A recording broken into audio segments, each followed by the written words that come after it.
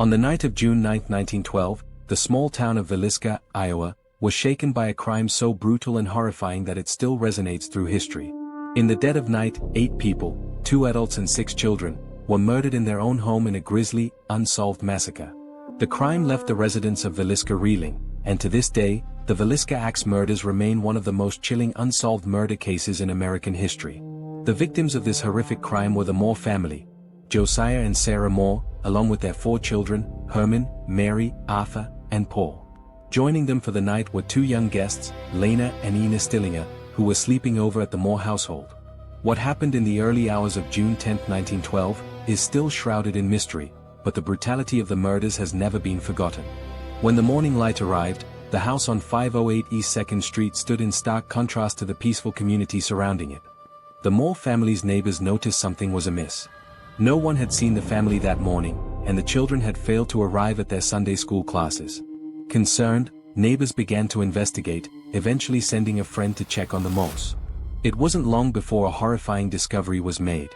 The bodies of the Moore family and their guests were found lying in their beds.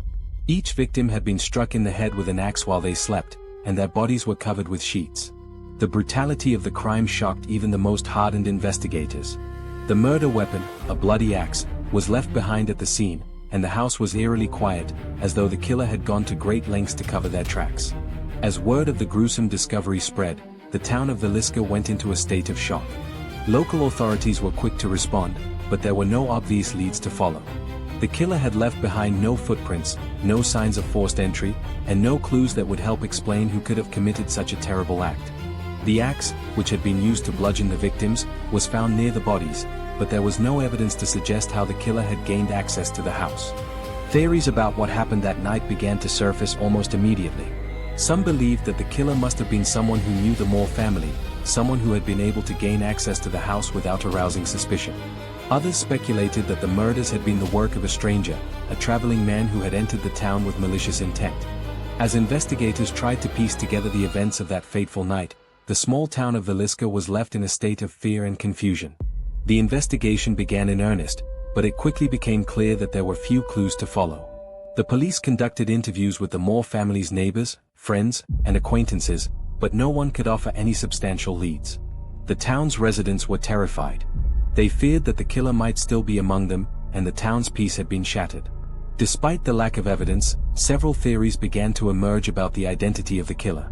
One of the first suspects was a man named Frank Jones, a local businessman who had a history of tension with Josiah Moore. According to some, Jones had been in a bitter rivalry with Josiah, and some believed that the motive for the murders could have been revenge. Jones was questioned by authorities, but there was no hard evidence to link him to the crime. The theory that Jones was responsible for the murders was quickly dismissed. Another theory suggested that the killer might have been a traveling man, a person passing through the area who had become obsessed with the Moore family. This theory was supported by reports that a man had been seen in the area in the days leading up to the murders, but once again, no physical evidence was found to confirm this theory. As the investigation dragged on, it became clear that no one had any concrete answers. As the weeks turned into months, the investigation began to stall. No new leads emerged, and the case began to fade from the public eye. The Villisca Axe Murders became a cold case, and the mystery of who had killed the Moore family, and why, remained unsolved. The lack of evidence and the growing sense of frustration left many people wondering if the truth would ever be revealed. Despite the setbacks, some investigators and amateur sleuths refused to let the case die. Over the years, the Villisca Axe Murders continued to capture the public's imagination, and the case became the subject of numerous books, documentaries, and podcasts. As new generations of true crime enthusiasts became fascinated by the case, the theories about the killer continued to evolve. Some believed that the killer had been a local man who had been hiding in plain sight, while others speculated that the murders had been committed by someone passing through the town, a transient who had committed the crime for reasons that were never fully understood. Theories and speculation continued, but the question remained, who killed the Moore family, and why? The Villisca Axe Murders became a haunting mystery that still lingers in the collective memory of those who are familiar with the case.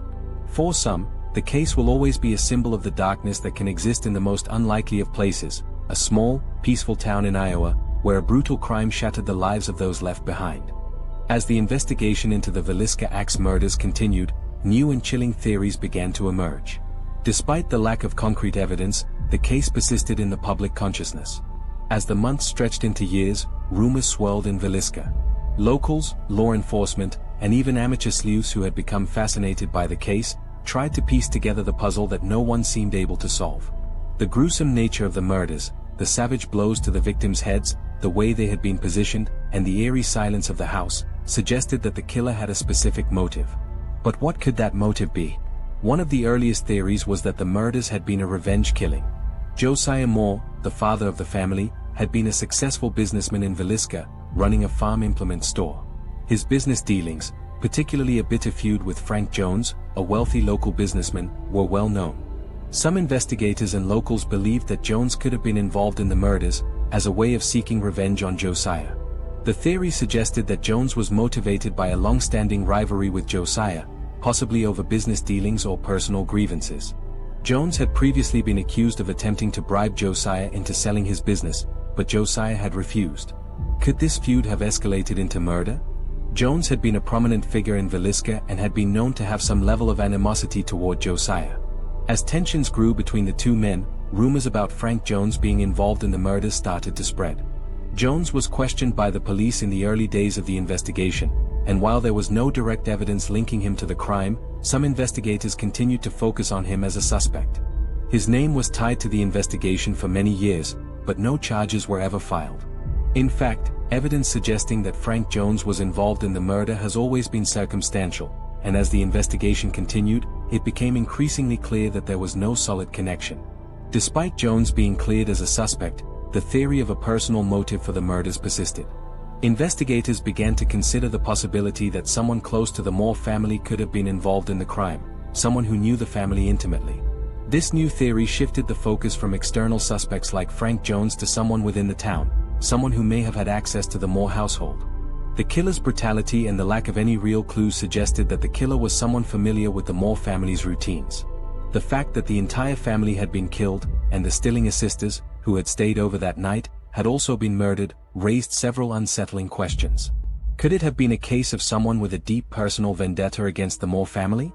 Could the killer have had a connection to the Stillinger girls, as they were spending the night at the Moores' home? Was this a crime of opportunity, or was there something more personal at the heart of the murders? The idea that the killer may have been someone with a personal vendetta gained more traction when investigators revisited witness statements and the timeline leading up to the murders. Some witnesses claimed to have seen a man walking down the street near the Moore household just hours before the murders took place. This man was described as a stranger by some, but others insisted he was someone who had been seen in the area before. The man's identity remained a mystery, and no one could pinpoint exactly who he was. Could this individual have been the killer, or was he simply an innocent passerby? The lack of a clear suspect continued to plague the investigation. In the early years following the murders, rumors about possible suspects continued to circulate. Some believed that the killer was a transient, someone passing through Villisca who had struck without warning. The fact that the killer had not been heard from again after the murders led some to believe that he had moved on to another town, leaving behind no trace of his identity. The possibility of a serial killer targeting small towns seemed plausible, especially given the brutal nature of the killings. Over time, the investigation grew more complex as additional theories emerged. Some investigators speculated that the murders might have been committed by someone with a history of violent crime. Was the killer someone with a long history of criminal behavior, or was he a first-time offender who had snapped under extreme pressure? There were no clear answers, and the investigation began to stagnate. In the 1940s and 1950s, a new theory began to gain attention. The idea that the murders were part of a larger pattern of killings carried out by the same individual. The theory of a serial killer gained traction in the wake of the Villisca Axe Murders, as other unsolved crimes were investigated for potential links to the case. However, despite the similarities between the Villisca Axe Murders and other brutal killings in the area, investigators were unable to definitively connect the crimes to a single killer. The theory of a serial killer remains one of the most chilling and elusive explanations for the murders. In the years that followed, the Villisca Axe Murders faded from the public eye. Investigators had hit a dead end, and the case had become one of the most infamous cold cases in American history. But the mystery never truly disappeared. As new generations of true crime enthusiasts became fascinated by the case, new theories and ideas began to emerge. Some believed that the case could be solved with modern forensic technology, while others thought that the key to solving the crime lay in re-examining the original evidence. As time passed, the Villisca Axe murders continued to haunt the town, the victims' families, and anyone who had become captivated by this chilling unsolved mystery.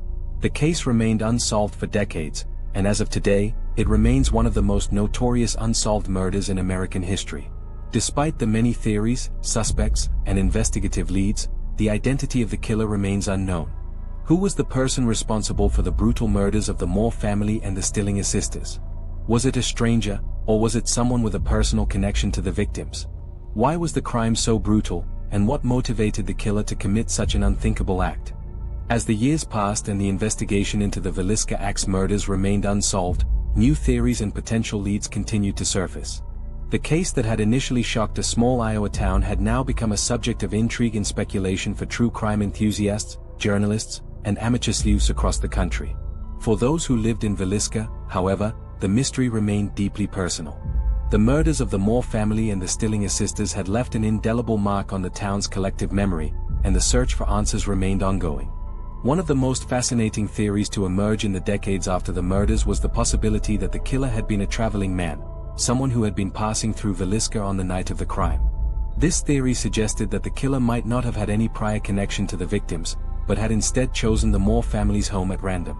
According to this theory, the killer might have been a transient who had stopped in Villisca, and the Moore house had been an easy target for someone looking for an opportunity to commit a crime. Some investigators believe that the killer's decision to strike the Moore family may have been a crime of opportunity.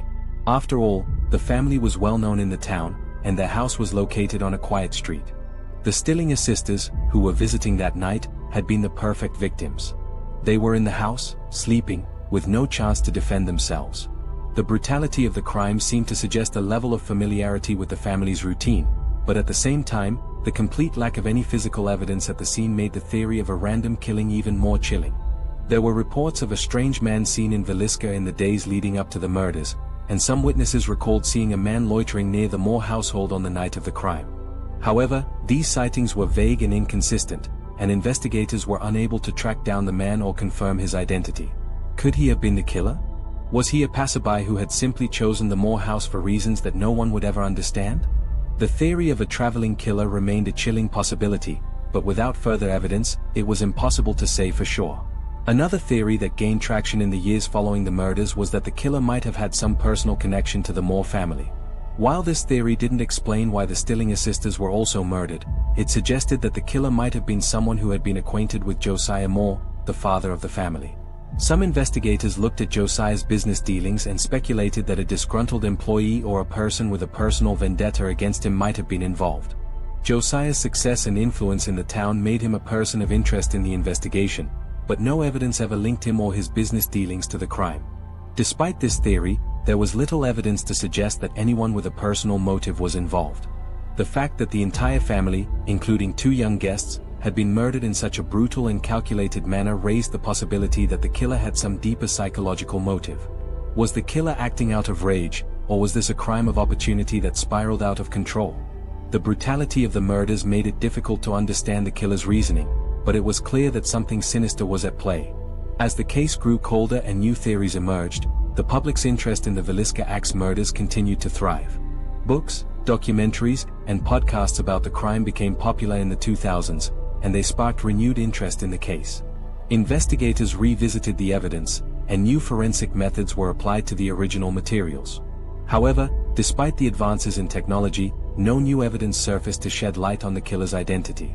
The emergence of DNA testing in the late 20th and early 21st centuries brought new hope to the investigation. Could DNA analysis, which had helped solve other cold cases across the country, be the key to unlocking the mystery of the Villisca Axe murders? Investigators began to revisit the physical evidence from the crime scene, including hair, fibers, and any other potential DNA samples that might have been collected. However, despite the best efforts of forensic scientists, DNA testing on the evidence found at the scene failed to produce a definitive match to any known suspects. In 2017, a new lead emerged when a man named Paul Holes, a retired investigator who had worked on the Golden State Killer case, took an interest in the Villisca Axe murders. Holes, known for his success in solving cold cases through the use of DNA analysis, began to investigate the possibility that the Villisca murders could be linked to other unsolved crimes. His approach was based on the idea that there might be a larger pattern of killings that connected the Villisca case to other brutal murders across the country. While no direct evidence was found linking the Villisca murders to other cases, Hull's involvement brought new attention to the case and reignited public interest. As the case continued to be revisited by investigators, one thing became clear: the Villisca Axe murders remained as haunting and elusive as ever. The killer's identity continued to evade the best efforts of law enforcement, and the public remained captivated by the mystery of the crime. Was the killer someone from Villisca, someone with a personal connection to the Moore family? Or was it a stranger passing through the town on the night of the murders? The question of who committed such a brutal crime, and why, remained unanswered.